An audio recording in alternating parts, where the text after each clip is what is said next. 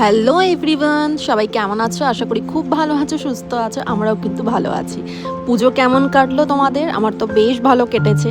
তো আজকে বিশেষ একটা দিনে তোমাদের সাথে আবার নতুন একটা ভ্লগ আমি শেয়ার করছি। আজকে কিন্তু কোজাগরি লক্ষ্মী পুজো, আর সেইটারই তোমাদের সাথে একটা ছোট্ট ভিডিও আমি শেয়ার করছি। আমি তো তোমরা সবাই জানো আমি শিলিগুড়ি এসেছি, তো মা এখানে পুজো করেছে, লক্ষ্মী পুজো।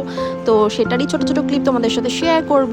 তো দেখো এখানে এখন পুজো তো হয়ে গিয়েছে, আর হয়ে যাওয়ার পর এখন মা সবাইকে আরতি দিল। তো আরতি নিলাম, আমরা পুষ্পাঞ্জলি দিয়েছি সবাই মিলে।